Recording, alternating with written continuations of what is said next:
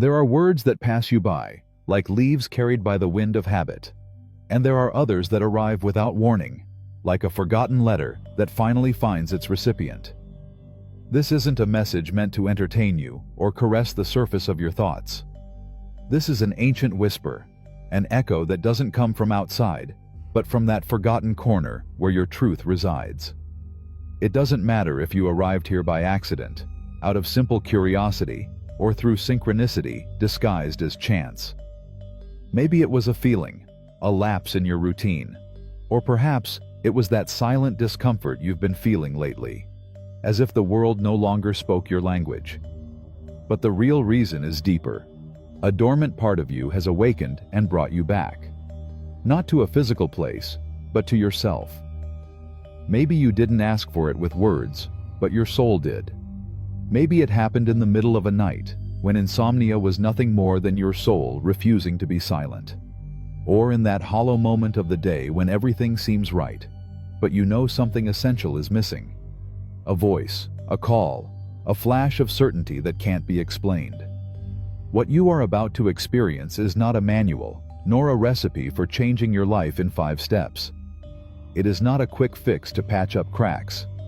It is a sonorous ceremony, an unadorned mirror, a rite of reunion. It is a torch lit in the darkness of oblivion. The goal here is not to teach you something new, but to help you remember what you already knew, something you had buried beneath layers of fear, noise, and conformity. It's not information you need, it's transformation. This journey isn't for you to ask the universe for things like someone throwing coins into a well. It's for you to remember that you are the well, the coin, and the wish. You didn't come to negotiate with the divine. You came to recognize yourself as part of it. Because nothing can take shape outside of you if it doesn't first vibrate within you. And nothing on the outside transforms if you aren't willing to open up inside, to disarm yourself, to allow the false to crumble so that the true can emerge. What you're hearing isn't just a collection of sounds. It's a crack in the structure. A code in the form of a word that doesn't try to convince you, but rather resonates with you. If you decide to continue, do so with an open heart, because what awakens cannot go back to sleep. What ignites within you can no longer be extinguished by any shadow. This space is a sanctuary for souls in transit, for hearts weary of superficiality, for spirits seeking to return home without knowing exactly where that is. If something within you stirred upon hearing these words, don't take it lightly. Life doesn't call again. It whispers only once and waits. Not to be understood, but to be felt. By now, you know this isn't just a video. If you want to go even deeper, click the first link in the description. Chapter 1. The Echo of What You Are. For centuries, words were believed to be keys. We were taught to pronounce them fervently, to repeat them as if they were spells before an all-granting mirror.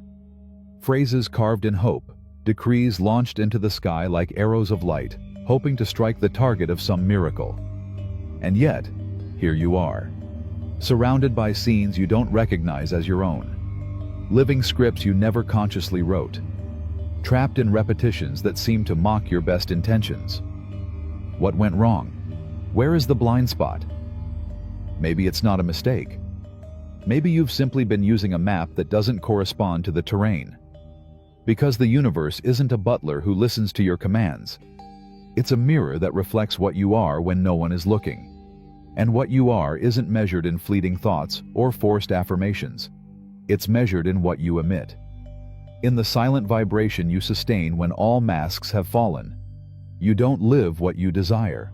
You live what you vibrate. And your vibration isn't written in your New Year's intentions, nor in the words you recite with determination. Your vibration is that whisper you emit when you're alone, when the room is quiet, when you're not acting, not decorating, not pretending. That's what the universe hears. You can say, "I'm ready to love," but if your body tenses and your heart hides, what you're sending is, "I don't dare to be vulnerable." You can proclaim, "I'm manifesting abundance."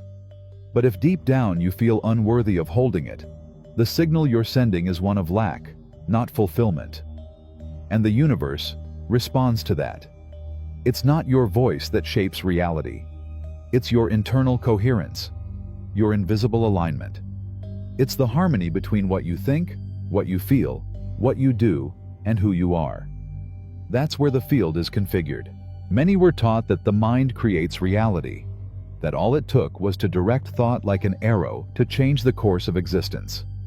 But that's only half the battle. Because the mind, though brilliant, is not the core. It's merely a lantern that illuminates what the heart has already decided to vibrate.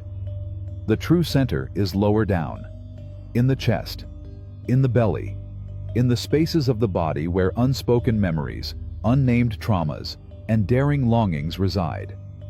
And if you don't descend there, if you don't learn to inhabit that internal geography, you'll continue to believe that something external is blocking you, when in truth, it's you who is emitting the same patterns, over and over again. Think of it this way. If your energy were a melody, what song plays when you turn off the radio of your thoughts? What notes do you emit when your body relaxes, when you're no longer pretending, when no one is watching? That's the frequency that structures your life. That's the chord that orders the matter around you. It's no coincidence that certain people, conflicts, or emptiness keep coming to you in different forms. They're all resonances, echoes, manifestations of something you yourself are transmitting, often unknowingly, because you've been holding on to vibrations learned in childhood, in pain, in the need to fit in, for years. The truth may hurt, but it's also liberating. You're already creating your reality, second by second. You can't not do it. Your very existence vibrates, your presence emits, and that signal organizes the invisible threads of your world. The problem is that you do it without conscience. You're not seeing life as it is. You're seeing life as you are, vibrationally. That's why any attempt to change the external without examining the internal becomes frustrating.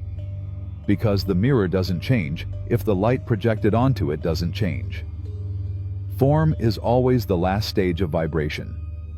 The universe doesn't obey your proclaimed desires. It obeys the frequency you hold true. It's not about shouting what you want to the heavens. It's about embodying it, becoming that, from the depths of your being. You can't fake a vibration. You can't force what wasn't born with truth. You can repeat mantras all day long, but if your body whispers a different story, the field will hear that story, because the countryside responds to what is authentic. So, what can you do? First of all, stop lying to yourself. Stop acting like you don't know, because you do. Your body knows. Your silence knows. Your sleepless nights know. The thing is, you've learned to silence that voice so as not to be uncomfortable, to fit in, to survive. But you're not here for that anymore. You didn't come to sustain a life that doesn't resemble your soul. You came to remember that you are not a channel waiting to be filled. You are the source. Start with the simplest, the deepest. Close your eyes. Don't visualize. Don't recite. Just feel. Ask honestly, what am I vibrating when I'm not trying to look strong? And listen. Listen with your body, not your mind. Listen to what your stomach is saying, what your shoulders are shouting, what your chest whispers in the early morning. There lies your true vibration. When you can name it without judgment, you'll have taken the first step toward real change. Because what is acknowledged ceases to dominate you, and what is embraced begins to heal. This book won't ask you to think pretty. It will ask you to embody yourself, to take the helm of your field, to speak from your soul, to emit from your roots. Because it's not about convincing the universe. It's about becoming a frequency so coherent, so luminous, so honest, that reality has no choice but to align with you. That's vibrating. Not pretending, not controlling, not repeating empty formulas. It's about remembering that creation doesn't happen outside. It happens from within, and you, although you had forgotten, you have always been the sender. Chapter 2. You don't attract, you radiate. There are words that caress the soul and others that lull it to sleep. Attract is one of them. It sounds gentle, almost mystical. It evokes the image of someone from a corner of the world waiting with an open heart while the universe conspires to bring them what they dream of. But this image, although comforting, is not true. It is an illusion, dressed in the garb of spirituality, that strips you of the power you truly possess. Reality, though less romantic, is infinitely more powerful. You don't attract, you project. You're not here like a passive magnet waiting for life to reward you. You are the source from which everything unfolds. You are a beacon, not a hook. What you experience doesn't magically come to you. It emanates from you like the light of a lamp lit from within. The difference is subtle in appearance, but radical in essence. Attracting implies lack. It assumes something is outside of you, that you need it to arrive in order to feel complete. Projecting, on the other hand, is born from the awareness that you already are, that you already vibrate, you already emit, you are already generating a frequency that the universe simply reflects. Nothing comes by chance. Nothing happens because you repeated a phrase 3 times with hope or wrote an affirmation under the full moon. Everything that arrives because it was emitted. Because within you, sometimes far below what the mind understands, there is a constant signal vibrating with precision. This isn't a metaphor.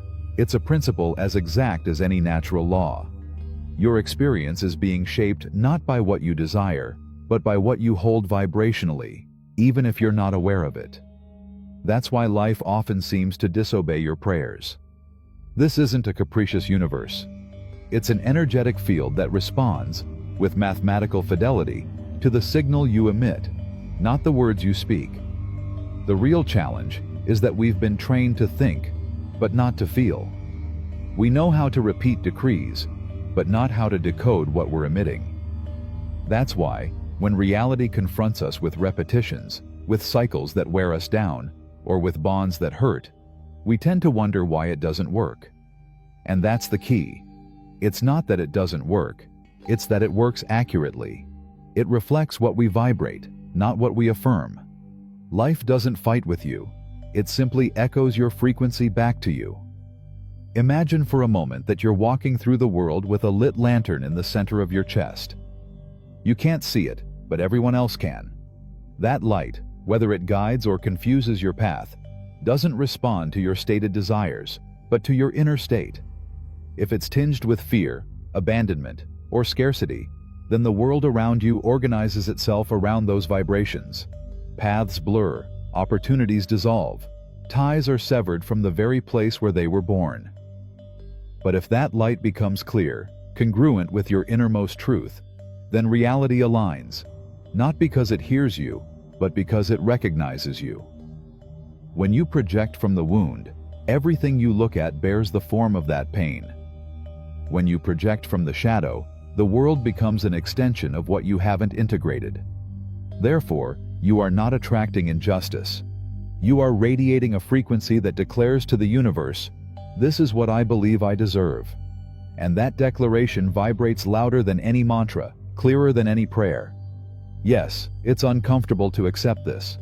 It's easier to say, "I'm stuck," than to say, "I'm projecting fear." It's simpler to blame the universe than to acknowledge that your field is filled with a frequency you don't even recognize. But if you choose to stay in that comfort zone, you're also choosing to remain stuck. Because the universe doesn't respond to your excuses. It responds to your coherence. Therefore, there comes a point where you need to ask yourself a question as radical as it is necessary. What part of me is being projected onto what I'm experiencing? If you repeat the same conflicts in different relationships, what are you radiating? If money slips through your fingers before it arrives, what part of you still vibrates with lack? If your body is filled with symptoms, what emotional history has crystallized within you? It's not about blame or punishment. It's about taking back control. And that's not achieved by shouting decrees to the heavens, but by adjusting your signal from the root. Because the field isn't transformed by force, but by presence. You don't need to do more. You need to be different. Not in appearance, but in your most essential frequency. And to do that, the first step is to look at yourself without masks, without pretty phrases, without spiritual anesthesia. Just you facing your emission, asking yourself honestly, what am I projecting right now? Because the life you have is neither a punishment nor a reward.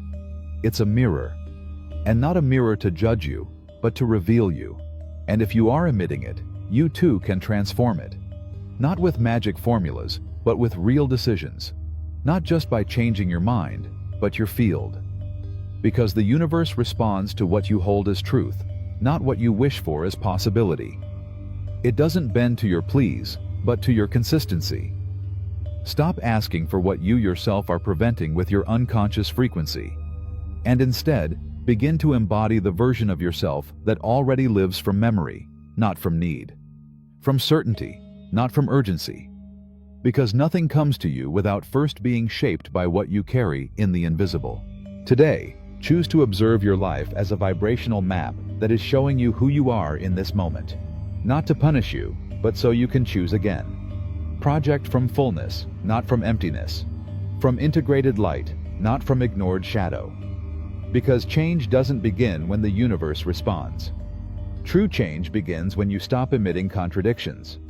And then, at that exact point, you don't attract, you transform. Chapter 3. The body keeps the truths that the mind silences. There's a language that isn't written with words, nor spoken with the mouth, but that speaks with a clarity no thought can match. It's the language of the body. There's no room for disguises, no patience for the speeches you repeat to convince yourself you're fine. While you claim everything's fine, that you've overcome it, that nothing's wrong, it watches in silence and responds with the only things it has: symptoms, discomfort, cramps, exhaustion, insomnia, palpitations that you don't know where they're coming from, pains that settle in without asking permission. The body can't lie. It's the guardian of your soul, the physical mirror of your energy field. While the mind creates stories to protect you from pain, the body becomes the container for everything you chose not to feel. That's why, when something inside you has been ignored for too long, it doesn't go away. It transforms. It becomes stiffness in the shoulders, pressure in the chest, heaviness in the back, a tightness in the throat. Every symptom is an unread letter you sent yourself from the depths of your being. Most people believe that simply understanding what's happening to them rationally is enough to heal it. That if they can explain their sadness or analyze their trauma, then the body will calm itself. But the body doesn't obey the intellect. It doesn't respond to discourse. It isn't calmed by decrees. Because what wasn't allowed to be felt, what was denied or repressed, didn't disappear. It stayed there, vibrating in the invisible layers of the being, accumulating like a dense frequency that eventually found a way to make itself felt. The fact is that emotions don't live in the mind. They aren't stored in words or memories. Emotions inhabit the body, and when you don't allow them to flow, when you freeze them out of fear or habit, they fester. They become tension, blockage, discomfort. They become a disordered vibration that the universe translates into physical imbalance. Therefore, what isn't released through emotion is ultimately somatized by the body. There are pains that are warnings, symptoms that are pleas, illnesses that come not to punish you, but to wake you up. Sometimes, what hurts isn't what's wrong, but what's about to transform. Not every symptom is an enemy. Some are allies in disguise, pushing you to look within, to stop running away from what you feel, to stop living in denial. But nothing can heal as long as you continue to deny what hurts you. You can't transform what you don't dare to name. That's why, when your body stops, when it no longer responds as it used to, when it starts speaking louder than your mind, it's not because it's failing. It's because it's trying to help you return to you. It's its way of telling you that enough is enough, that it's time to listen. Have you ever wondered why your back complains every night, just as the day ends? Or why you feel a lump in your throat every time you have to defend yourself or set a boundary? Why your stomach tightens when you confront certain people, even if you smile on the outside? It's no coincidence. It's accumulated vibration. It's energy trapped in an area of the body that has been carrying something that doesn't belong there for too long. Often, these are emotions that have been with you for so long that you've mistaken them for your personality. Fear, guilt, feelings of abandonment, a need for control. These energies don't just vanish because you want them to. They're still there, waiting to be acknowledged, waiting to be felt. And the body, which knows everything, becomes the ultimate guardian. It cares for you even when you abandon yourself. It is loyal even when your mind disguises itself as strength. Every symptom is a way your energy field seeks balance, a way your soul compensates for what you can no longer consciously sustain. Many people seek healing with new routines, supplements, exercises, and healthy habits. And all of that can be helpful. But if the source of your discomfort lies in a repressed emotion, an unspoken truth, a story that still haunts you, then nothing will change profoundly. Because the body doesn't need correction, it needs presence. Healing isn't about doing more. Healing is about inhabiting what already exists. It's about letting go of escaping. It's about allowing yourself to feel without judgment. And that, sometimes, is more uncomfortable than any illness. Because behind physical pain can be an old sadness, an anger never expressed, a fear that comes from far away. Feeling it means acknowledging it, and that hurts. But it's also liberating. When you finally sit in silence, when you decide to stop distracting yourself with external solutions and simply ask yourself honestly, what am I avoiding feeling? Something inside you begins to shift. Not by magic, but by coherence. Coherence isn't perfection, it's alignment. It's when what you think, what you feel, and what you do are no longer at odds with each other. It's when you stop claiming health while inside you vibrate from fear. It's when you stop saying you're fine while your energy begs for help. And in that instant, when the repressed emotion stops screaming for attention, the body perceives it and responds. Because it doesn't need you to be perfect, it just needs you to be honest. Your biology doesn't expect you to become a higher being. It only expects you to stop lying to yourself, to inhabit yourself completely with your light and your shadow, to place your hand where it hurts, not to silence the pain, but to listen to it. Sometimes, true healing happens when you dare to be with yourself, without running away, without pretending, without denying. When you humbly tell your body, "Here I am. I'm willing to listen to whatever you have to say." That moment, however small it may seem, changes your energetic field. It changes your signal. It changes your vibration. And then, everything changes. Because trapped energy begins to release. Because your body no longer has to carry only what you didn't want to see. And so, without the need for great miracles, your step becomes lighter, your voice clearer, your rest deeper. Your gaze changes, your presence changes, your life is transformed. Because you're no longer sending out contradictory signals. Because there's no longer a fragmentation between who you are and what you experience. Because you're finally becoming one with your truth. And when that happens, your body celebrates it, and so does reality. Today, don't run to the next technique. Don't try to fix anything outside. Sit with yourself. Breathe. Ask your body what it's been trying to tell you for so long. Listen to it. Not to fix it, but to embrace it. Because that pain, that symptom, that discomfort, maybe they aren't the problem. Maybe they're the door to your deepest liberation. Chapter 4. The Hidden Language of the Soul. There are languages that are spoken with the tongue and written in ink, that are born in books, taught in classrooms, and learned with patience and repetition. They are useful, necessary, bridges of communication between cultures and people. However, beyond these visible alphabets, there exists another language, one that predates words, deeper than any dictionary and older than civilizations. This language is neither spelled nor heard with the ears. It has no grammar, no rigid rules, no possible translations. Its home is not the mind, but the heart. Its ink is not black ink on paper, but the pure vibration of a truly inhabited emotion. It is the language that speaks when all else is silent. It is the whisper of the soul that the universe understands without the need for interpreters. This invisible language is emotion in coherence. Not that feigned emotion, decorated with forced optimism or borrowed smiles, but authentic emotion, experienced with presence, without judgment or masks. It is the language of those who feel what they think and act from that same feeling. It is the voice of those who have stopped pretending and have begun to vibrate from their most honest core. The universe doesn't respond to monologues recited through the mouth, but to the subtle melody that emanates from the silent heart. It's not about shouting affirmations to the heavens or repeating decrees as if they were spells. It's about inhabiting an emotional frequency so true that it no longer needs external demonstrations. Because when what you think, what you feel, and what you do align in a single direction without internal fissures, you emit a pure, clear signal.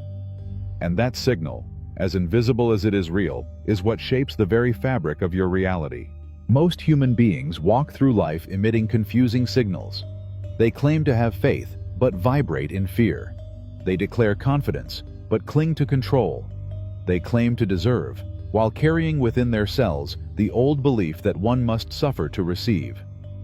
This inconsistency is not a punishment, but a vibrational obstacle. It blocks the flow of life, not because it is negative, but because it is not true. Because the universe does not respond to the logic of discourse, but to the purity of energy. The quantum field, like an invisible consciousness, is not fooled by well-spoken words or rehearsed gestures. It reads what you emit when no one is watching. It tunes into your vibration, not your intentions. Therefore, the art of creation is not in asking, but in becoming. You don't attract what you desire with your lips, but what you already experience as true from within. Coherent emotion isn't an imposed emotion. It's not saying, "I'm at peace," while an inner storm rages. Nor is it repeating, "I'm grateful," when everything inside you screams of lack. Pretending to feel something you don't feel only adds distortion to the field. It's like painting a smiling face on a cracked wall. It may look pretty from a distance, but it holds no truth.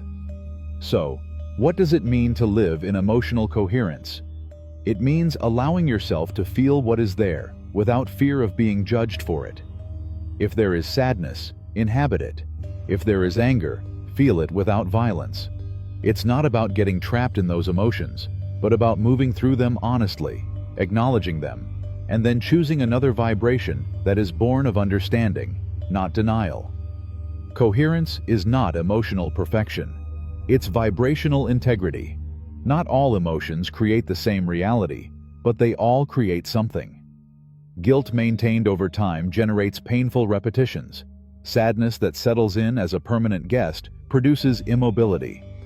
Unbound anger can open cracks in your relationships. Not because these emotions are enemies, but because they have become your energetic foundation, the frequency from which you interpret the world. And the field, that invisible mirror of your interior, responds faithfully to what you hold, not to what you claim to desire. Now, when a coherent emotion, like gratitude, peace, or trust, enters your field with authenticity, something subtle but powerful happens. Your breathing deepens. Your voice takes on a different texture. Your gaze becomes clearer.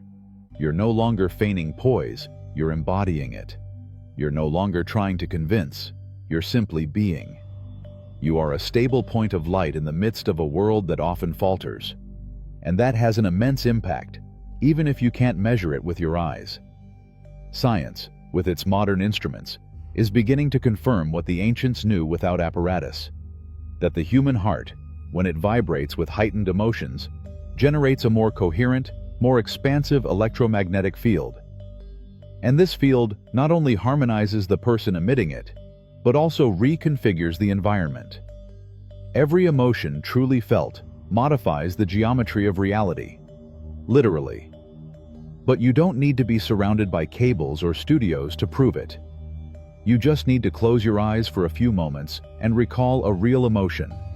Not an imagination, but a vivid moment, where you felt something so pure that your entire soul fell silent. Perhaps it was a simple morning, a glance, a caress, a sunset. Breathe from that memory. Feel your body align. That's the language the universe understands. That's the frequency from which miracles aren't asked for. They happen. You don't need to hold on to that emotion all day. Life is ever-changing. But you can return to it like someone returning to an inner temple. You can train your field so that that vibration becomes increasingly accessible, increasingly familiar. Because the more you inhabit it, the more it becomes your energetic signature. And everything that isn't aligned with it, people, situations, beliefs, will begin to fade away. Not because of punishment, but because of a lack of resonance. Today, instead of asking yourself what you want from the universe, ask yourself this question: what emotion do I need to sustain to become the source of what I long for? It's not about desiring more intensely. It's about vibrating more honestly. Because it's not your effort that transforms the world, but your vibrational authenticity. Choose an emotion, not a phrase, not a goal, an emotion. Maybe it's joy, maybe it's acceptance, maybe it's serenity.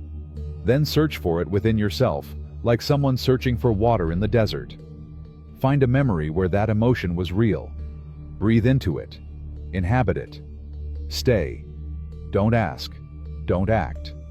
Just vibrate. Because the universe doesn't respond to noise, it responds to truth. And a coherent emotion is a truth so profound that it no longer needs explanation. It is the sacred language of the soul. It is the silent echo of the eternal within you. Chapter 5. The Mirror of the Soul. During your journey so far, you discovered that the mind is not the architect of life, but rather the vibration that emanates from within. You understood that it's not about attracting with effort, but rather about projecting coherently. That the body doesn't become ill by chance, but rather murmurs through its symptoms the words that the mind has silenced. You also discovered that when an emotion remains aligned with the truth of your being, creation occurs effortlessly, like the blossoming of a tree in spring. Now we take a step further, a step toward the sacred abyss of consciousness. Because what you see in the world is not what the world is. It's what you are being when you look at it. Imagine for a moment that you are in an infinite hall of mirrors. There isn't a single corner that doesn't reflect a part of you. You are surrounded by your own image, multiplied, distorted, fragmented, magnified.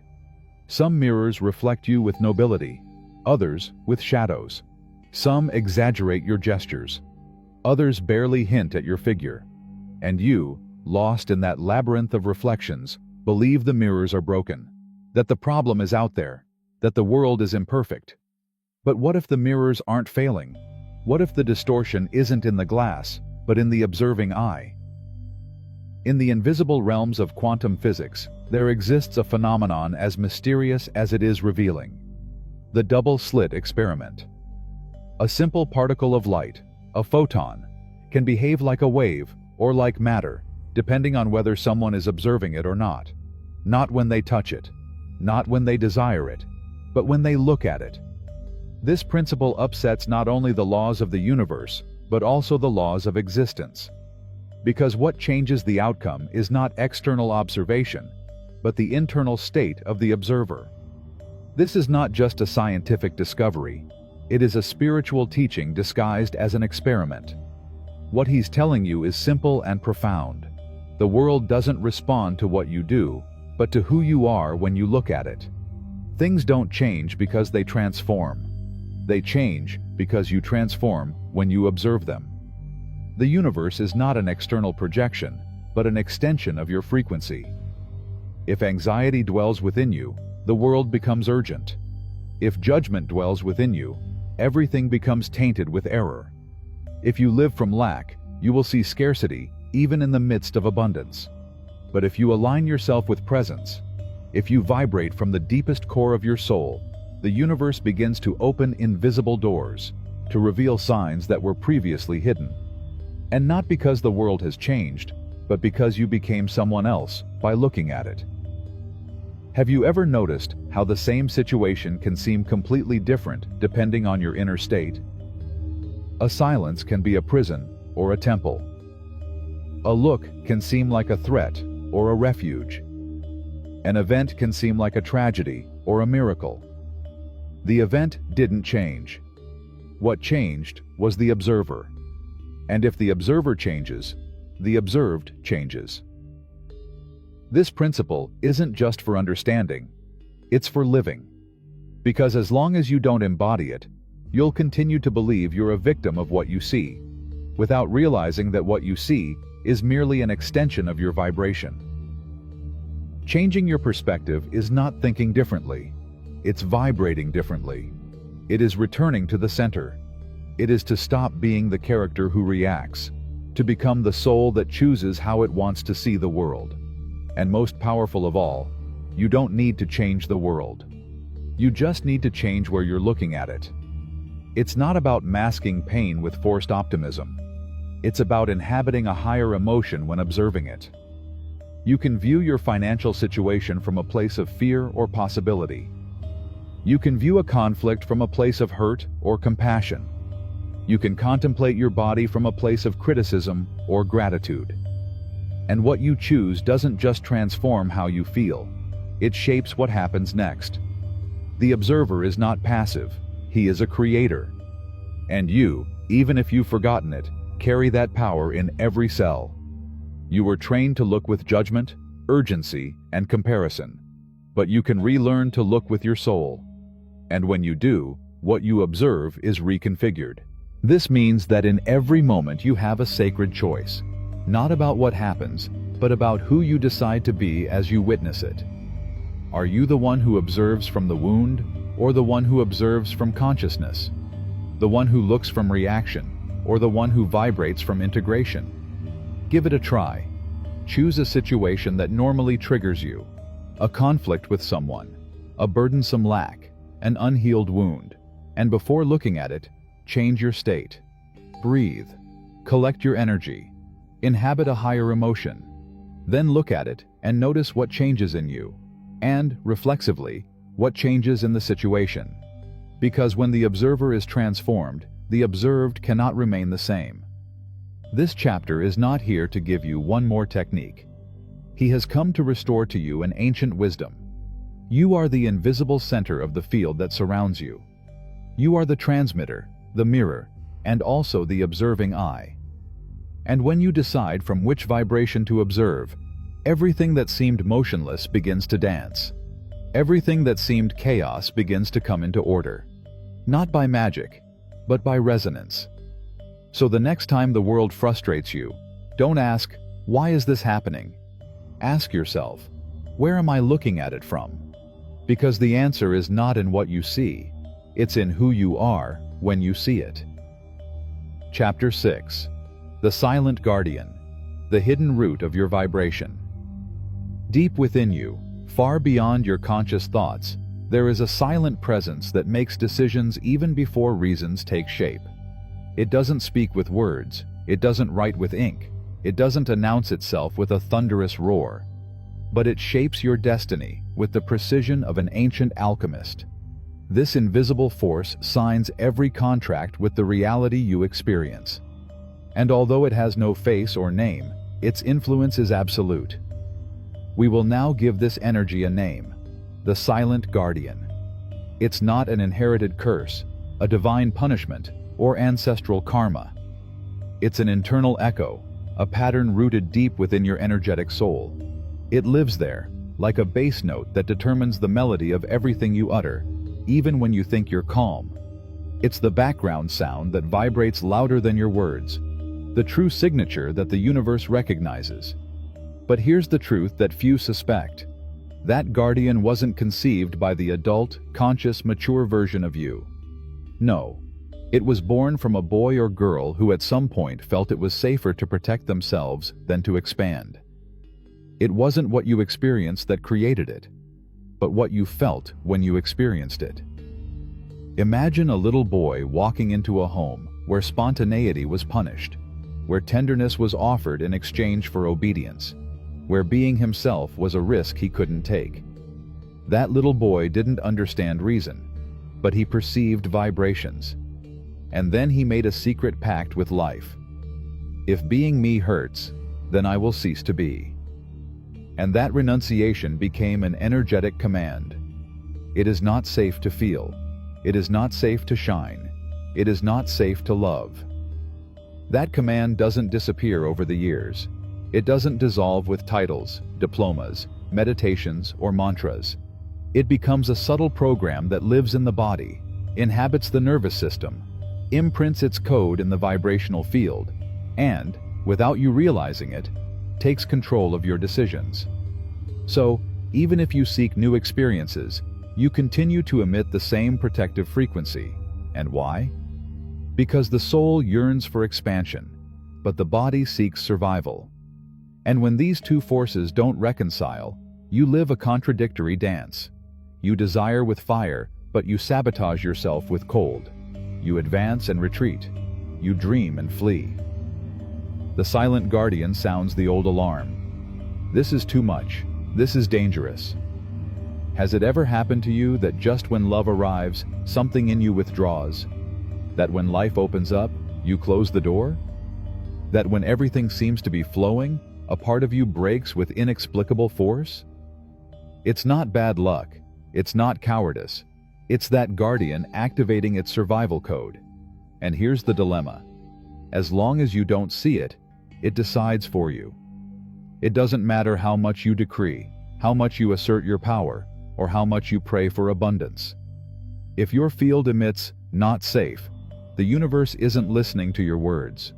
Listen to your vibration.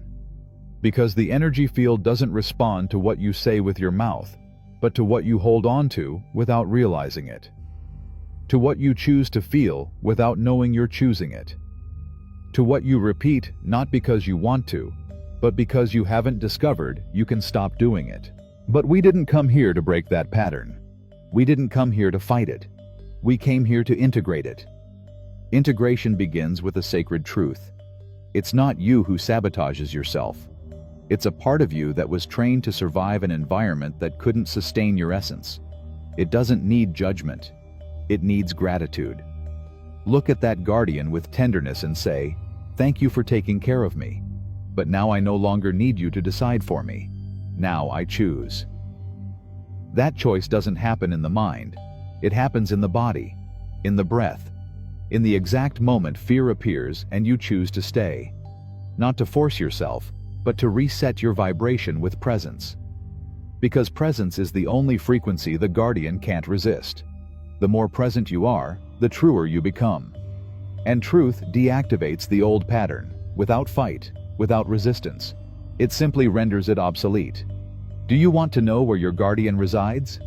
Observe the areas where you stumble the most. Those where you most desire something, and, at the same time, block it the most. Is it love? Prosperity? Freedom? Where you procrastinate the most? Where decisions falter the most? There it is, not as an enemy, but as a clue, as a forgotten password, as a code that once saved you, but now limits you. Many people spend their lives repeating rituals, reading books, memorizing phrases, but without real transformation. And this happens because the energy field doesn't align with what is said, but with what is held unseen. Internal incoherence blocks the flow. The universe doesn't punish, but it does expect order. Today, I invite you to a radical act of self-love. Sit in silence, close your eyes, and ask not with your mind, but with your body. Who has been signing my invisible decisions? And wait, maybe not a word will come, but an emotion, an image, a forgotten voice. Don't judge it, just look at it, thank it, and tell it. Thank you for bringing me here. But from this moment on, It's my choice. From that moment on, the field begins to reconfigure. The vibration becomes coherent. The guardian doesn't disappear, but recognizes your new authority. And when the center shifts, reality obeys. Not by magic, by resonance. Chapter 7. The Mirror of the Soul. They say that everything you deny about yourself comes back, not as a punishment, but as a reflection. The universe, like a wise craftsman of the soul, neither punishes nor rewards you. It shows you. Its most faithful, most silent, most accurate tool is the mirror.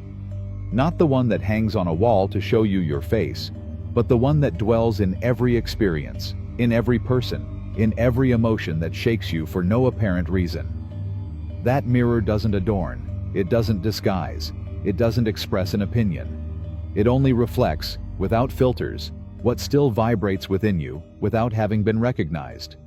And what it reflects isn't the obvious.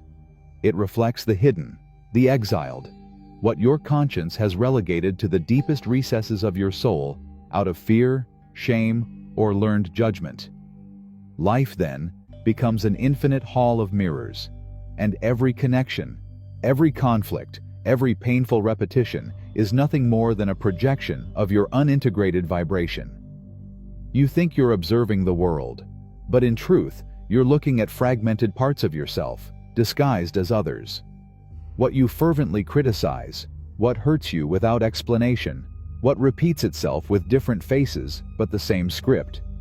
None of this comes from outside. It's an echo. It's an ancient vibration asking to be acknowledged. Because the soul doesn't seek punishment, it seeks completion. It doesn't want you to run away from what you were, but rather to embrace what you still are. Projection isn't evil, it's a message. When you can't accept an emotion within you, when a part of you has been condemned to internal exile for being too much or wrong, that part doesn't die. It becomes a reflection. It takes up residence in the gaze of others. It screams at you from the outside what you refuse to hear inside. That's why you attract bosses who don't value you, partners who don't see you, and friends who betray you. Not because you're cursed, but because there are versions of you that haven't yet been recognized as yours. The universe, by the invisible law of vibration, is compelled to represent them in flesh and form so that you can see them, not with the eyes of judgment, but with the eyes of the soul. What you don't integrate, the universe transforms into form.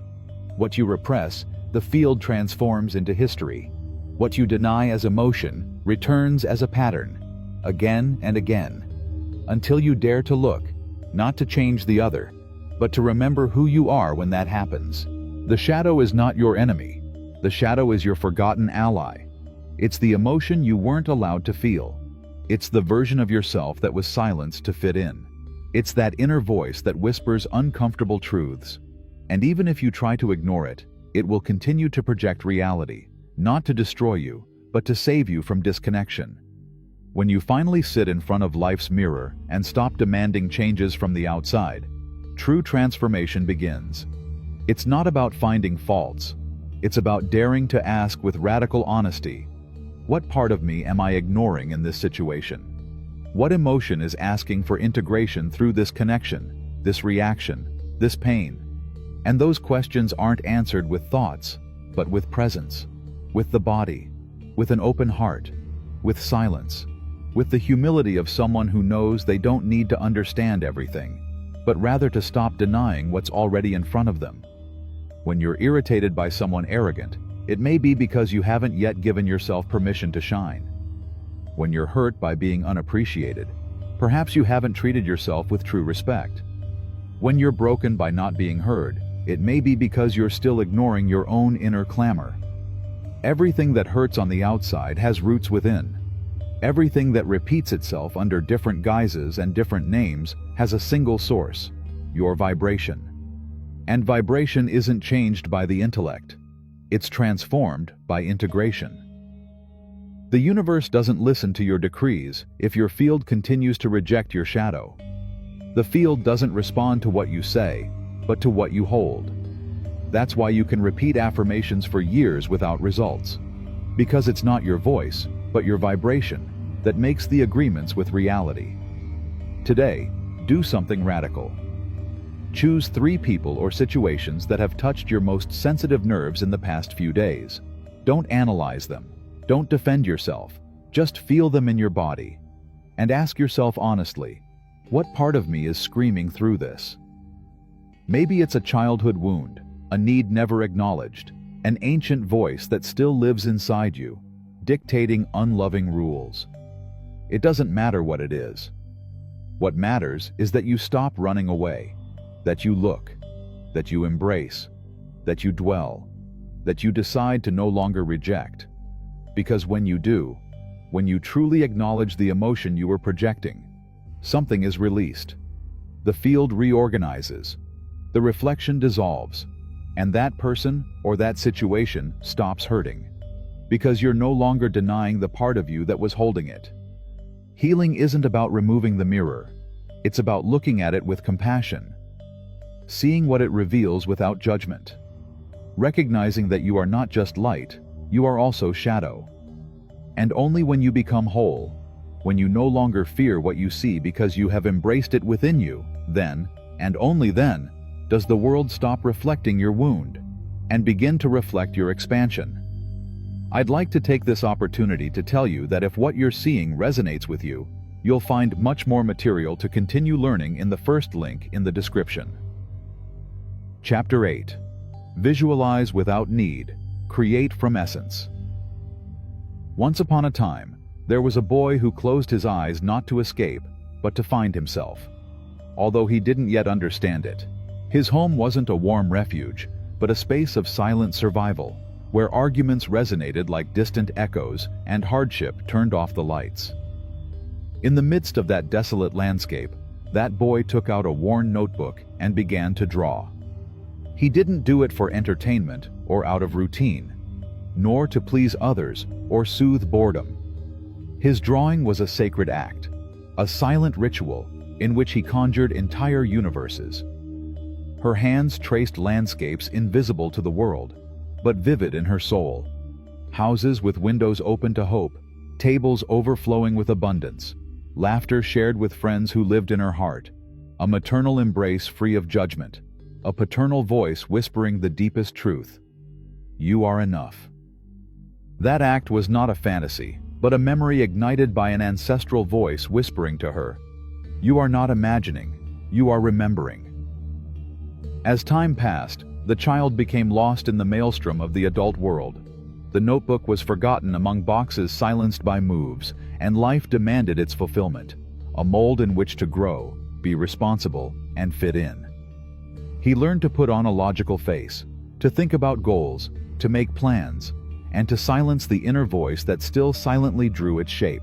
At some point, the boy, now a man, heard about creative visualization, a distant echo that seemed to promise a return to that inner home. He closed his eyes and forced himself to imagine better futures. Stability, prosperity, love, health, peace. He repeated affirmations, searched for clear images, listened to guidance. But something essential resisted. The invisible distance persisted, an intangible barrier like a glass wall separating his longing from his reality. Thus, visualization became a task, an exercise rather than an act of being.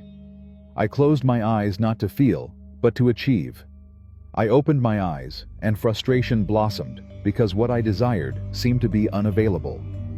Unbeknownst to me, the child I once remembered was now begging, disguising the plea under the technique, and the universe, implacable in its neutrality, responded not to his words, but to the profound vibration he sustained.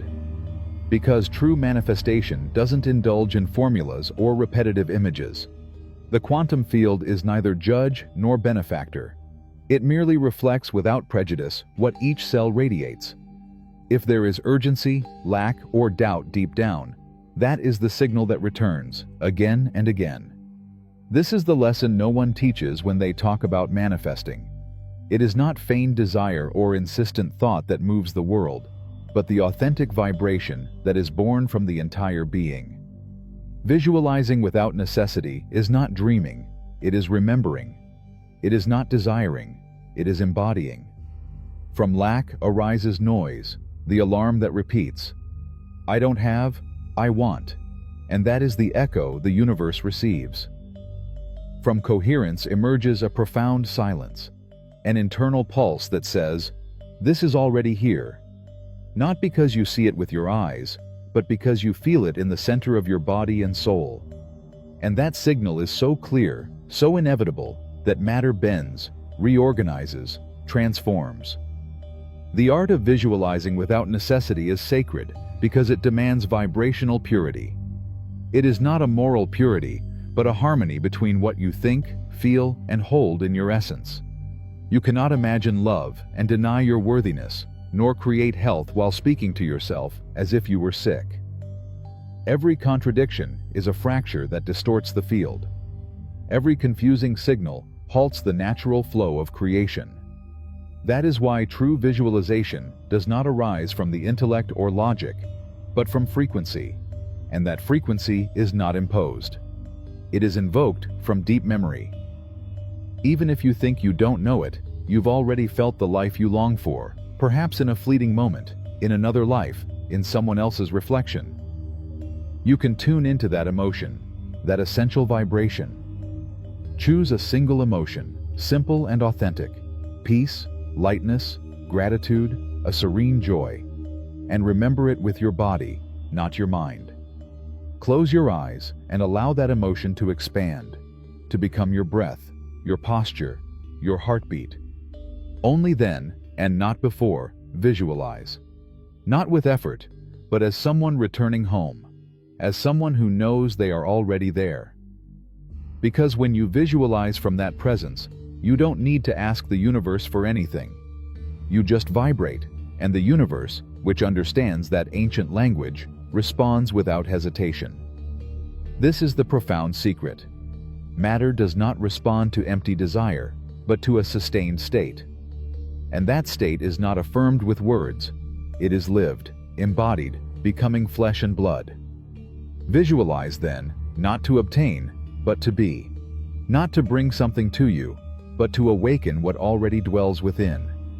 If what you desire doesn't come, it's not due to a lack of technique, time, or commitment, but because you're still visualizing from a place of escape, from necessity.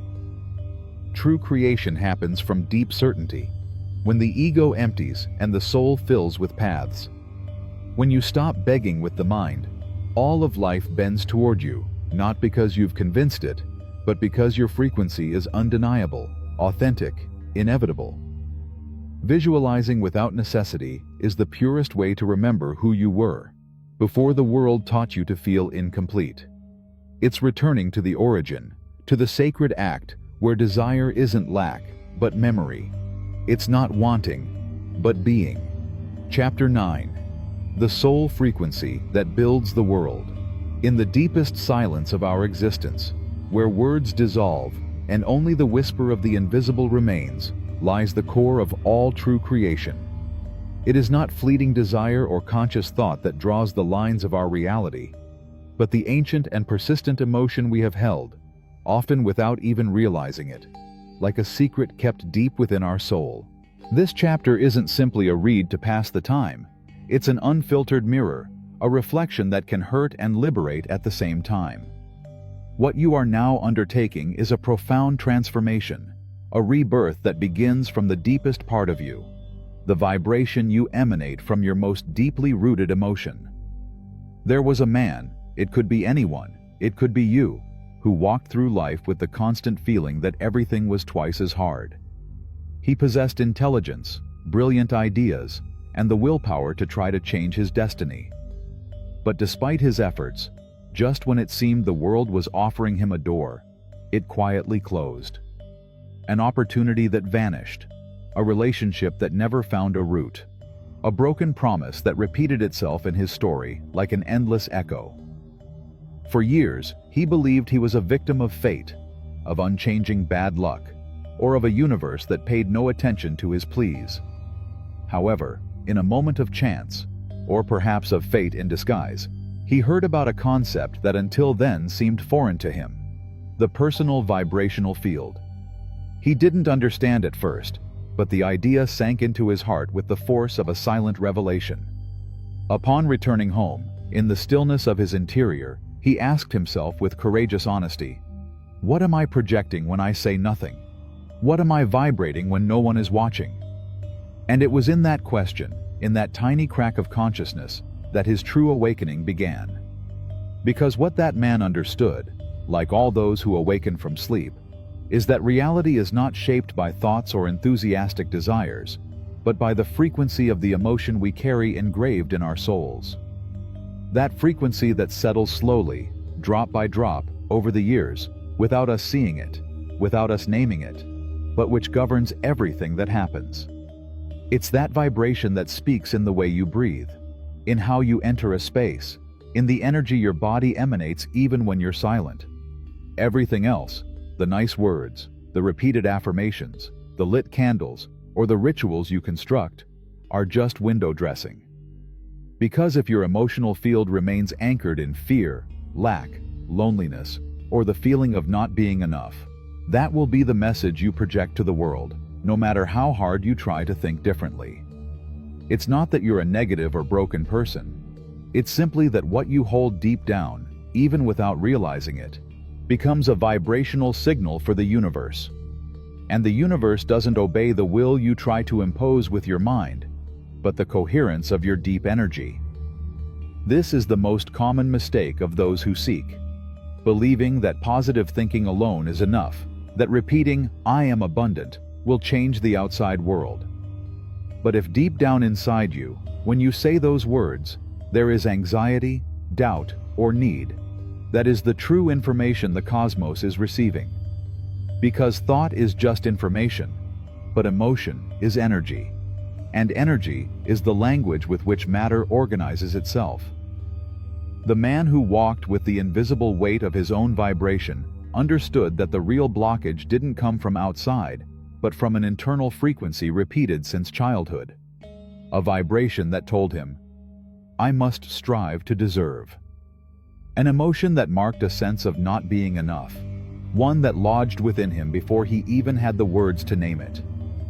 That emotion, sustained relentlessly, like someone carrying a stone in their pocket without noticing its weight, was what his field sent out into the universe and what life responded to. That's why, when it seemed everything was about to blossom, something in him shut down that possibility. Because his body didn't know how to inhabit that new frequency of fullness. It wasn't a punishment or a curse. It was the deep memory of an emotional field that wasn't yet ready to receive without tension. That base vibration, invisible but powerful, is the root of everything. It's often formed in the first words we hear, in the wounds we keep quiet, in the emotions we swallow unspoken. And if we don't check it, that frequency becomes a pattern, and the pattern, a destiny. Not because destiny is written in stone, but because day after day, emotion after emotion, we continue to write our story with the same ink. That's why life repeats itself, not because we don't know what we want, but because we haven't yet moved from the place where we want it. Here's the magic. You don't need to understand your entire past to transform your frequency. All it takes is brutal honesty with yourself. Stop. Breathe. Feel. Ask yourself what emotion resides in you when you are not acting, when you are not trying to convince anyone, when the noise fades away. It may be an old sadness, a deep loneliness, a silenced rage. No matter what it is, the essential thing is to recognize it. Because an emotion, when seen, when admitted, loses its power to operate from the shadows. And when what we hold on to unconsciously no longer governs us, we can choose a new emotion. But not as a mask or a disguise, not as an imposition, but rather like someone who turns on a lamp in a room that has been dark for years. You can choose gratitude, calm, dignity, but feel it. Remember a moment in your life when that emotion was real, even if it was fleeting. Breathe in that feeling, inhabit it, because the field that sustains your life needs a new, constant, and coherent signal. If you can hold that different emotion with patience and depth, you'll see how the world begins to respond with a different reflection. It's not magic, It's vibrational coherence. People will change the way they treat you. Doors will open where there were once walls. Matter itself will reorganize without you having to push it. Because you'll no longer be sending out the old pattern. Your new emotion will be writing a new story. Your body will learn to live in a frequency that it previously only knew as a promise, and now begins to inhabit as truth. It's at that moment that everything starts to move on its own, without you having to force anything. The universe doesn't need you to shout out your desires, just to stop emitting what you are no longer. When that happens, the vibrational field has no other job than to reflect you accurately, without judgment, without pause, without error. That's why I invite you today, without fear or defenses, to ask yourself this profound question. From what emotion am I asking for what I desire? Which part of me resonates more strongly? Longing or absence? Certainty or urgency? If you find yourself still projecting from a wound, don't beat yourself up. Just choose differently. Because you're not broken, you're just out of focus.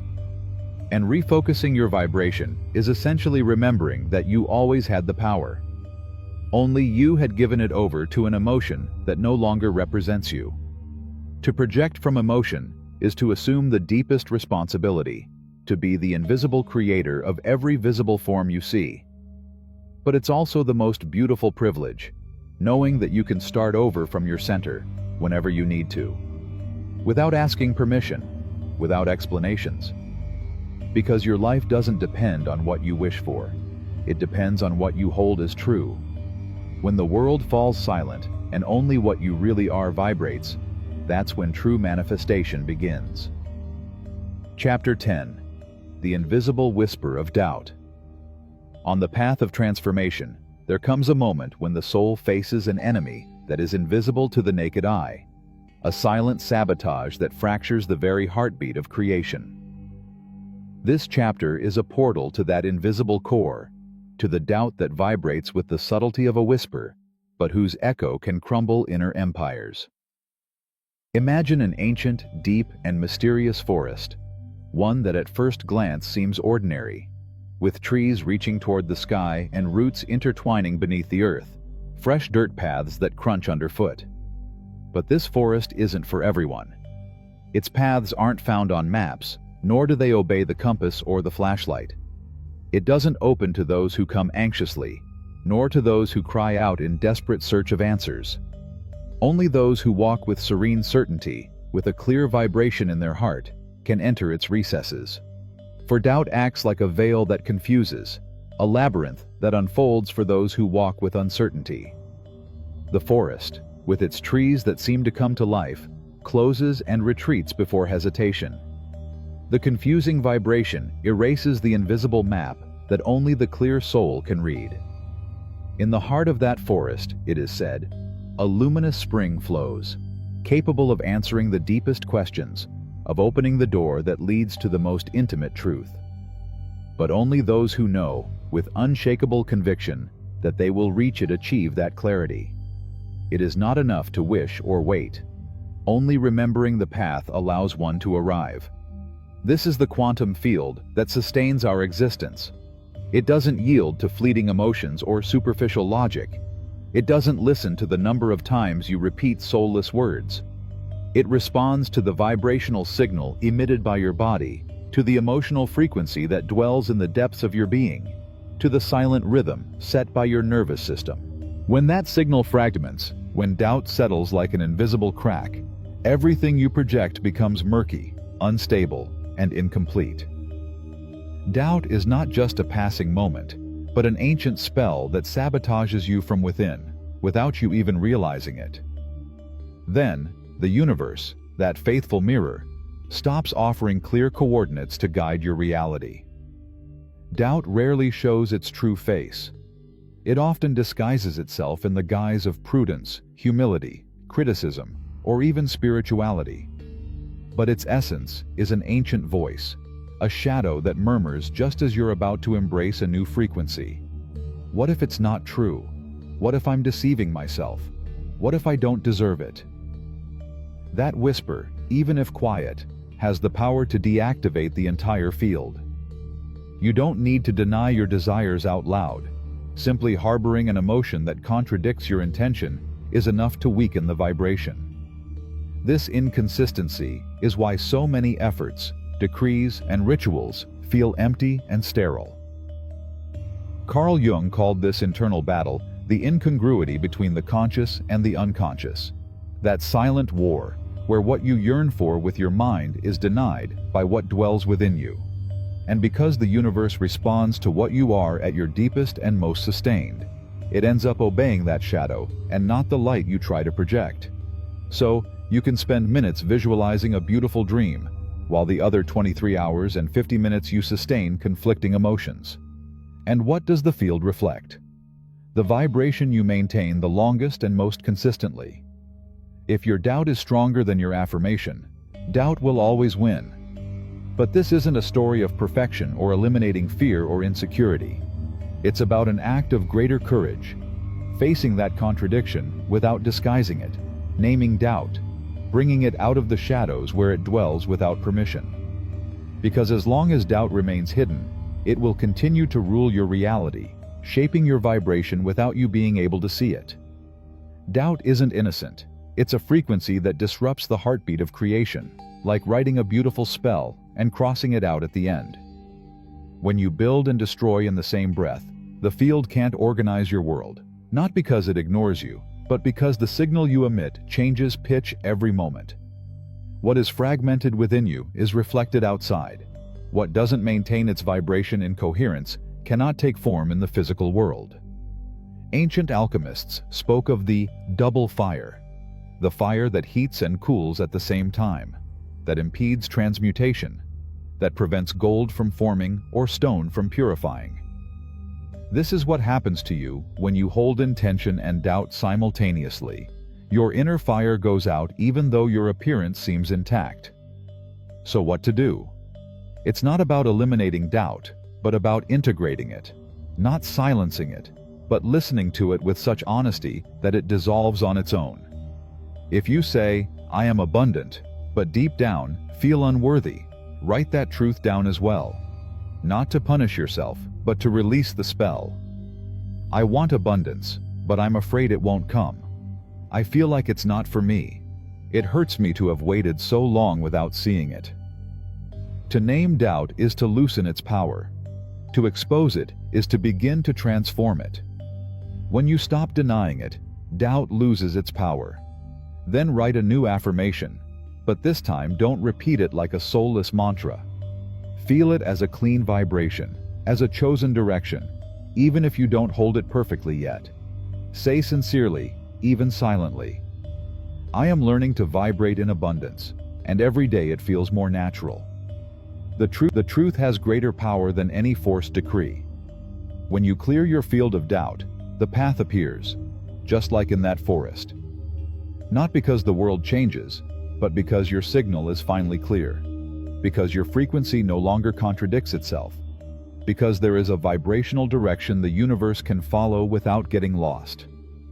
Doubt isn't an enemy, it's a test of focus. And when you stop walking on a path of division, everything that seemed impossible begins to manifest with the ease of a true miracle. But it's not magic, it's energetic precision. So today, don't ask for more or struggle to project something new. Just do one thing. Observe your vibration with radical honesty. Ask yourself where you've been walking with one foot forward and one foot back. And when you find that doubt, don't deny it. Thank it, because it came to show you where your field still needs to align. And in that instant, without effort, without drama, without haste, a new signal will begin to form.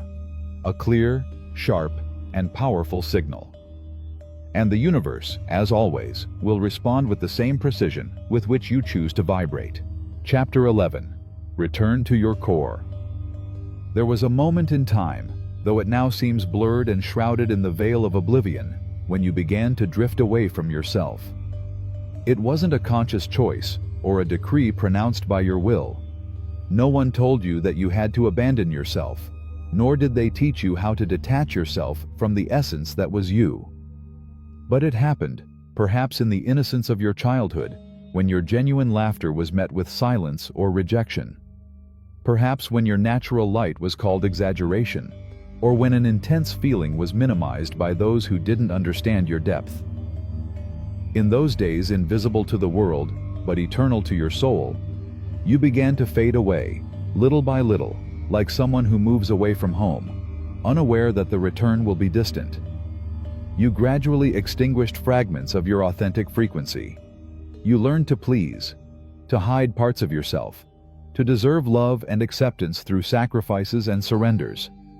You met the world's expectations, and in that constant act of forgetting, the search was born, a relentless search that became the pulse of your life. You searched outside for what once lived inside. You tracked down signs, teachers, books, promises. You longed to heal, to attract, to understand. At times, you thought you'd found the key, but soon the ground beneath your feet shifted again. Your center seemed to slip away just as you touched it, as if one more step, one more technique, one more sign were always needed. Without realizing it, you've become someone chasing your own shadow, convinced that one day you'll catch up with it. But now, at this very moment, something inside you knows the truth. There are no more paths to take outward, because the journey isn't a straight line. The journey is a sacred circle, and you've returned to the same place you started from, to yourself. But this time with your eyes open, your vibration awakened, your soul ready.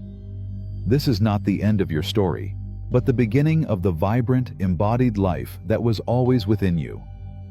This chapter isn't meant to teach you anything new. Rather, it reminds you of what you hid beneath mountains of techniques and rituals. You are the center, the source, the root of every form. What you once sought in affirmations or meditations was already within you, not as a concept, but as a living, pulsating field. All that was missing was silence. All that was missing was integrating it into your body and your breath. Therefore, at this moment, it's not about doing more, but about being more yourself than ever before. Don't pretend you need something external, because now you know that everything you can hold already vibrates within you. Matter doesn't wait for your desire. It waits for your conscious presence, your calm breathing, your coherence between word and action. Visualizing was the first step. Projecting was the second. Feeling the language of the soul, and now inhabiting that vibration will be the silent revolution. Don't say, "I want peace." Vibrate like someone who already holds it. Don't say, "I want love." Breathe like someone who already carries it. Don't say, "I want to create my reality." Walk with the certainty of someone who knows that what they observe was first a whisper in their energy. Life won't happen to you the way it did before, not because the world has changed, but because you no longer vibrate from that self that needed saving. You no longer wait for permission from the universe. Now, you are the voice that gives orders from the core, without needing to demonstrate, convince, or prove anything. You just need to remember who you always were before doubt wove its shadows inside you. This isn't a fleeting illumination or a sudden miraculous transformation. It's a profound and silent decision to return, not to the past, but to your core, to that energetic center where silence and certainty reign, where everything is projected with a single intention, to vibrate in truth. Close your eyes for a moment, not to imagine or project, but to feel. Feel how your energy field adjusts when you stop demanding, when you stop forcing. Feel how your breathing aligns when you stop seeking answers, how your spine lifts when you stop waiting for validation. Observe how the universe begins to dance effortlessly because you've stopped emitting interference. This is the new frequency, not attracting, but holding with infinite love that inner state the world can no longer ignore. Know that there are no more goals to achieve, no more techniques to master. Only one truth remains: breathe, be, vibrate, command. Now understand with every fiber of your being, you are not here to seek miracles, but to be the channel through which they occur. The true miracle is not the arrival of something external, but rather you becoming the source that sustains the vibration, allowing everything to flow without asking for it. Because when you embody your energy, the entire universe organizes itself as if it has waited its entire existence for this moment. Chapter 12. The Dance of the Presence. You have returned to the center, that sacred and silent place within you where the truth resides, always there, patiently waiting to be recognized. But this return is not an endpoint or a reward for the search, but rather the beginning of a profound dance, a dance of presence that invites you to inhabit the moment with all the fullness of your being. It's not about achieving goals, nor about accumulating experiences or knowledge that further separate you from your essence. Life isn't a puzzle you must hastily put together, nor a frantic race to get somewhere. Life is an eternal flow, a melody that unfolds with every breath, a sacred dance where the soul recognizes its own light. For years, perhaps decades, you thought happiness lay in achieving something outside yourself, in attaining a state, an object, a recognition that would fill that silent void. You believed fulfillment was a distant horizon, a mirage that only the fortunate could touch. But now, at this very moment, you know that happiness is not a destination, but a spontaneous and natural expression that emerges when you allow your essence to shine without restraint or mask. This dance you now begin is not based on control or domination of your environment or your emotions, but on profound surrender to the invisible mystery that sustains all of existence. It's about trusting wholeheartedly in the force that guides you, accepting that every step, even those that seem lost in nothingness, is part of the sacred fabric that creates your story. Walk now with the humility of the apprentice who opens his heart to the unknown, but also with the confidence of the wise who knows that each moment is perfect just as it is. Feel the earth beneath your feet, listen to the beat of the cosmos in your chest, and let your soul merge with the melody of now, without haste or resistance. The presence you cultivate isn't a state you can achieve and then possess forever. It's not a goal you can check off your to-do list. Presence is a daily practice, a constant return to yourself, a loving and patient surrender that doesn't demand or judge, only welcomes and sustains. In those moments when doubt looms or an inner storm rages, remember to return to that space of silence and calm that resides within your center. Therein lies the strength you need to continue, the clarity to decide, and the light that illuminates the path even when it seems lost. Don't fear uncertainty or mystery. Don't shy away from the shadows that are projected, because they too are part of the design that gives meaning to the beauty of your story. The light you seek isn't outside. It has always been within you, latent and waiting to be awakened by self-acceptance and love. You are now the guardian of your inner vibration, the alchemist who transforms energy into life. Every thought, every word, every gesture is a seed you sow in the vast field of the universe, and from those seeds will sprout the fruits of your reality. Therefore, guard your energy with tenderness and respect. Avoid squandering it on useless struggles or desires that don't spring from your deepest truth. Power lies in the coherence between who you are within and what you manifest in the world. The invitation is clear. Dance without fear. Be the light in the darkness. Sustain the vibration that makes the world vibrate. And when you feel yourself faltering, lost, or that the path is dark, remember that you have never been alone. The entire universe conspires to support you on your return home. In this dance of presence, the true miracle is revealed, not as an extraordinary event that occurs once, but as the simple act of fully experiencing the mystery of being, here and now. Don't look outside for what has always been yours. Don't chase shadows or mirages when you can inhabit the light you have always carried within. You are the center of this inner and outer cosmos, the source of life, the soul that dances with the universe in an endless choreography. And in that dance without beginning or end, in that eternal movement, you find your true home, that essence that is never lost, even if it sometimes hides behind layers of fear or doubt. Remember that every time you return to yourself, you are remembering the deepest truth, that you don't need anything outside of yourself to be complete, that there is nothing to achieve because you were always perfect in your essence. The practice of presence is the path that leads you to living in coherence with your truth. When you inhabit that space, there is no need for constant effort or exhaustion in the search. Energy flows, life unfolds harmoniously, and peace becomes a natural state. It's not about escape or retreat, but about a complete opening to life as it is. It's about accepting what comes without resistance, loving who you are unconditionally, and trusting that everything that happens is part of a larger plan leading you toward the expansion of your consciousness. When you surrender to this dance, you become a living channel through which the energy of the universe flows. You no longer seek to control, but rather allow life to express itself through you with freedom and authenticity. Every thought, every emotion, every action becomes conscious and powerful because they are rooted in your center, in that vibrational frequency that resonates with the very essence of creation.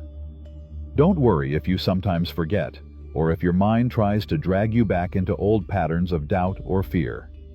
That's part of learning, a constant invitation to return to the silence and stillness where the center always awaits, open and ready to support you. Learning to sustain that presence with love is the greatest revolution you can experience. Because when you sustain it, you transform your reality, and through you, the entire world also begins to vibrate differently. This is your calling today. Abandon external pursuits, leave behind techniques that only serve to distract you, and choose mindfulness as the compass that will guide every step of your journey. Live from the center, breathe from the center, walk from the center. Because when you do, life ceases to be an unattainable enigma and becomes a constant celebration of being and existing. Don't fear, don't fight, don't resist. Allow yourself to dance with life as it is, with its lights and shadows, its certainties and mysteries. In that dance lies the miracle of existence. Now you know that you are not a seeker, but a sender, a conscious creator of the frequency that sustains the universe. And by holding that vibration with love and presence, you become the living miracle you were always meant to be. This chapter is not a closure, but a portal to a new level of awareness and surrender.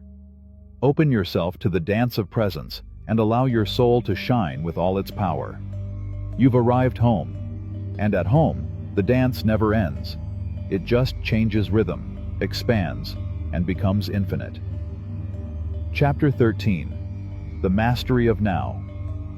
At the heart of all awakening lies a simple but powerful truth. The only moment that truly exists is now.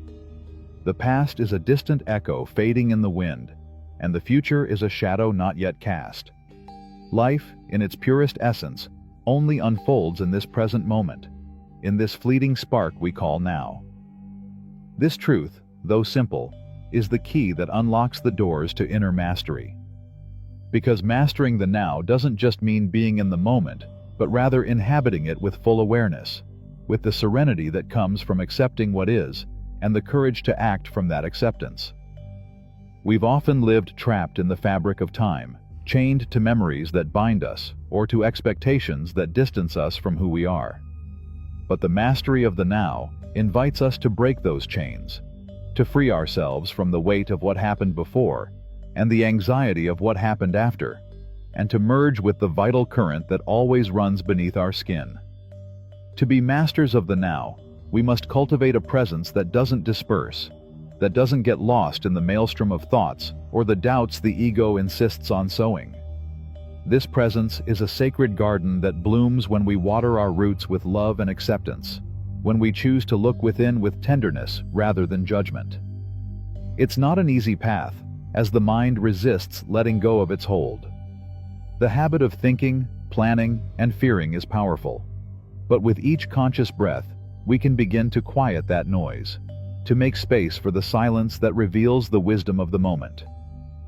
In that silence, we hear the voice of the soul, that voice that speaks not with words, but with sensations, intuitions, flashes of clarity that guide without imposing themselves. Learning to trust that voice is an act of courage and surrender, a surrender that is not defeat, but conquest. Being a master of the now also involves embracing impermanence, understanding that everything changes, that nothing remains static, either within us or around us. And in this dance of transformation, finding stability not in external circumstances, but in the luminous center that we are. Imagine for a moment that your life is a river. The water is never the same, it always flows, and your task is not to stop the river or resist its current, but to learn to navigate skillfully, adapting to every twist, every eddy, every lull. This is mastery, not controlling, but flowing with the rhythm of life. From this perspective, difficulties are not obstacles that hold us back, but rather teachers who teach us to strengthen our presence, deepen our awareness, and expand our patience and self-love. Each challenge is an invitation to return to yourself, to ground ourselves in the now, and discover the hidden treasure within the storm. The master of the now doesn't seek to escape pain or shy away from the shadows, but rather looks them in the eye with compassion, welcoming them as an indispensable part of the journey. He knows that in darkness also resides the seed of light, and that only by traversing the shadows does one reach the full brilliance of being. This path to mastery is not marked by perfection, but by authenticity. There's no need to pretend everything is calm when the storm rages inside. True strength is born in self-honesty, strength that doesn't break in the face of adversity, but instead learns, grows, and transforms. Every moment is an opportunity to rewrite the story you tell yourself. Instead of judging, you can choose to observe with neutrality. Instead of resisting, flow. Instead of fearing, love. The choice is always in your hands, because mastery is not something you achieve, but a constant practice of returning to yourself, of anchoring yourself in the truth of this moment. Breathe deeply and feel the life pulsating within you. There's nothing to add or subtract, just be here, complete, whole, aware. Allow yourself to inhabit this space without haste, without expectations, simply be. And from that presence, observe how your reality begins to transform. Worries lose their power, relationships become more genuine, and peace takes up residence as a permanent guest in your soul. Because when you master the now, you become the conscious architect of your existence. You don't need the world to change to be happy. Happiness arises when you become the center from which you radiate calm, love, and truth. In that center, there is no separation or conflict, only unity and harmony. Thus, the now ceases to be a fleeting moment and becomes a sacred temple where your spirit freely expresses itself. And in that temple, every thought, every action, every breath is a prayer, an act of conscious creation. Walk this path with humility and joy. Celebrate every small achievement, every moment of awareness, every step toward full integration. Because mastery is not a distant goal, but the daily dance of returning to yourself, again and again, regardless of the circumstances. This chapter invites you to embrace this dance with your whole being, to trust in the wisdom that emerges when you surrender to the present with love and devotion. Remember that the power lies within you, in your ability to live each moment fully, to be the light that illuminates your own path. And so, in this mastery of the now, you discover that the true miracle is not in what you receive, but in what you allow yourself to be. That life is a gift that unfolds in every moment, and that you, by living consciously, become its most authentic and beautiful expression. Remain in this truth and let your soul dance to the eternal melody of the present. Because in that dance, you finally find yourself and recognize that you are, always were, and always will be, the master of your own destiny. Chapter 14. The Art of Inhabiting Yourself. Inhabiting oneself is the deepest and most subtle art a being can learn. It's not just about living in a body or inhabiting a mind, but about merging with the totality of who you are, with your lights and shadows, your desires and fears, your dreams and silences, until you become the warmest and truest home you can imagine. This art, however, is not learned in haste or distraction. It requires pause, courage, and the willingness to look tenderly and fearlessly at every corner of your being, even those you've preferred to ignore or hide. Because inhabiting ourselves is not only an act of love, it's also an act of courage. Inhabiting yourself is a silent revolution that begins when you decide to stop being a visitor to your own life and become a conscious resident of your soul. It means abandoning the habit of escaping to fill voids that only encountering yourself can heal. How many times have you felt absent in your own body, that your thoughts wander in foreign labyrinths while your heart cries out to be heard? How many times have you put your energy into mirages and phantoms, forgetting that your true refuge is within you? True home is one that cannot be swept away by even the fiercest storm or the darkest shadow, because it is built on the firm rock of authenticity and self-love. When you inhabit your being, every cell awakens and vibrates in harmony with life. To reach that dwelling place, you must learn to listen to the subtle language of your body, a language that doesn't use words, but rather sensations, rhythms, and silences. The body is the temple where your entire history is stored, and also the key to returning to your center. In the rush of the modern world, we often forget this ancient wisdom. We disconnect from our bodies and get lost in fleeting thoughts, judgments, and anxieties. But when you stop, when you take the time to inhabit each moment, you return to yourself. Feel now, in this very moment, how your body breathes, how your heart beats, how each inhalation and exhalation anchors you in the present. Inhabiting yourself begins with this simple but powerful awareness, that of being a living being, a being who feels, who dreams, who loves. And when that anchoring strengthens, your entire inner world begins to come into order. The harshly critical inner voices become compassionate whispers. The wounds of the past become open doors to healing and forgiveness. Inhabiting yourself also means reconciling with your own history, accepting that every experience you've lived, however painful or confusing, has been part of the path that led you to this precise moment of awakening. You don't have to run away or erase anything, but rather integrate and be grateful. There is nothing to repair outside of yourself. True healing comes when you recognize that you are whole, even if you have sometimes felt fragmented. Because in the unity that dwells within you lies the strength to mend every lost fragment. In this process, compassion becomes an inseparable ally, not only toward others, but also toward yourself. Compassion opens the doors to deep understanding and dissolves the chains of judgment and guilt. When you learn to inhabit yourself with compassion, you become a gentle inhabitant of your own being. You stop being an uncomfortable guest who criticizes and punishes, and you become a loving caretaker who protects and nurtures its essence. On this journey, you may encounter parts of yourself you hadn't wanted to know. Perhaps old wounds, deep fears, or facets of your personality that are difficult to accept. But remember, every part deserves to be seen and embraced with love, because they are all part of your humanity. This is the secret of the art of inhabiting oneself. Not resisting, not denying, not running away, but accepting. Only in authentic acceptance is the energy necessary for true transformation released. As you inhabit yourself, you also discover that your relationships change. You no longer seek outside what you can only find within. Your relationships become reflections of your integrity, of your inner peace. The authenticity you cultivate within yourself is reflected in the quality of your encounters. You learn to set healthy boundaries, to say no when necessary, to choose wisely where and with whom to invest your energy. This isn't selfishness. It's self-love in action. It's respect for the life you inhabit.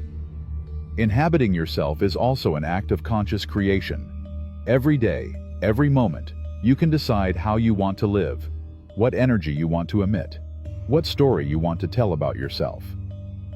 The inner house you build with your thoughts, emotions, and actions is the foundation of your reality. In this sense, inhabiting yourself is the art of being the architect of your own world. You don't let external circumstances define your internal state.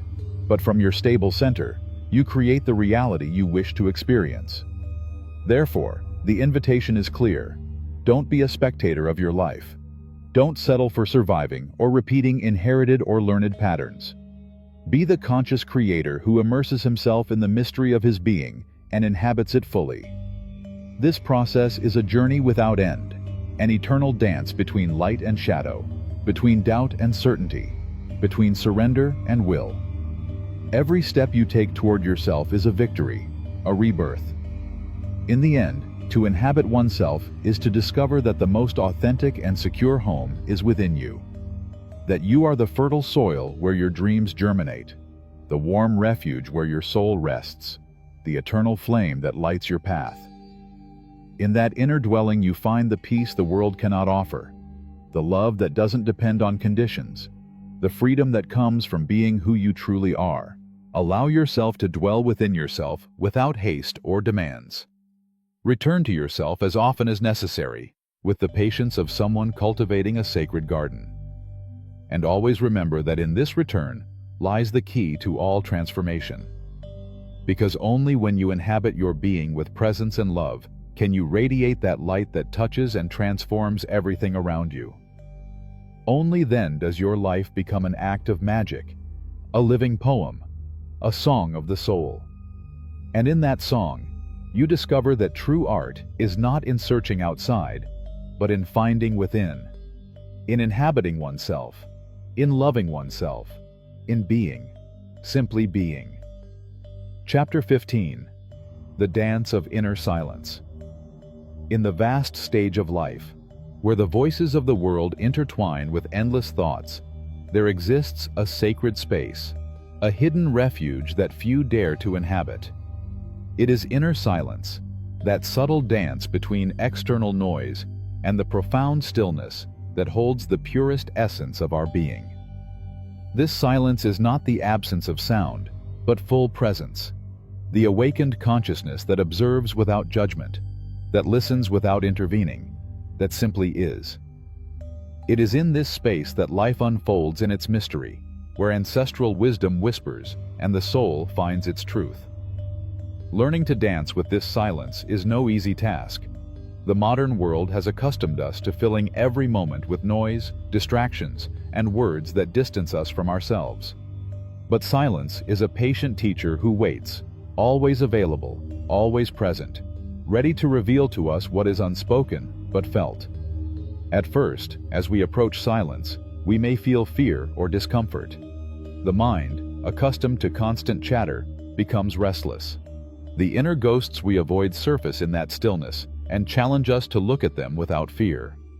But in that gaze lies the power of transformation. Inner silence is like a mirror. It clearly reflects our emotions, our deepest thoughts, our hidden wounds, and also our brightest lights. It invites us to embrace the wholeness of our being, without fragmenting or rejecting ourselves. When you immerse yourself in this dance, you discover that silence is not emptiness, but fullness. A space where time stops and words become unnecessary. There, the essence of life is revealed in the form of sensations, intuitions, and a peace that transcends any explanation. Silence is also the cradle of creation. Before a word is spoken, before a dream manifests, there exists that silent space where everything germinates. Therefore, learning to inhabit silence is also learning to be a conscious co-creator of our reality. This process requires humility, because by facing inner silence, we let go of the ego that always needs to control, explain, and justify. We surrender to the experience without wanting to rush or manipulate it. We open ourselves to the wisdom that emerges from the heart, not the mind. In the dance of silence, the body becomes a fundamental ally. It is the bridge that connects the tangible world with the invisible, the conscious with the unconscious. When we tune into our body, we listen to its messages, feel its rhythms, and align ourselves with the vital current flowing within us. Breathing, in particular, is the key to entering that sacred space. Conscious, slow, and deep breathing grounds us in the present and helps us dissolve the tensions that separate us from our essence. It is a constant reminder that we are alive and connected. Inner silence also teaches us to let go of control, to accept that we don't have all the answers, that life is a mystery that unfolds in its own time and way.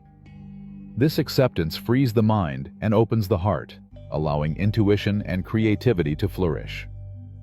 In this place of stillness, you begin to hear the authentic voice of your soul, the one that has been silenced by the noise of the world. That voice is wise, compassionate, and always true to your deepest essence. Listening to it is an act of self-love and courage. As you delve deeper into the dance of silence, you also discover a profound connection with everything around you. Inner silence echoes the silence of the universe, a vibration that unites all things in an invisible fabric of light and energy. This awareness of unity transforms the way you view life. You are no longer a separate being struggling to survive, but a unique and essential expression of the cosmos, a vital thread in the infinite web of existence. Silence, then, becomes the language of the soul, the melody that guides your steps and sustains your decisions. In that melody, you find the strength to let go of what no longer serves you, to forgive what hurt you, to embrace uncertainty with confidence. And so, life becomes a conscious dance, a continuous creation, where each movement is born from inner stillness. The peace you seek is not outside, but in that silent refuge that has always been within you. This chapter isn't just another lesson. It's an invitation to rediscover that sacred space, to make silence your home, your teacher, and your guide. To learn to dance with life from the serenity that springs from full presence. Allow yourself to return again and again to that inner refuge.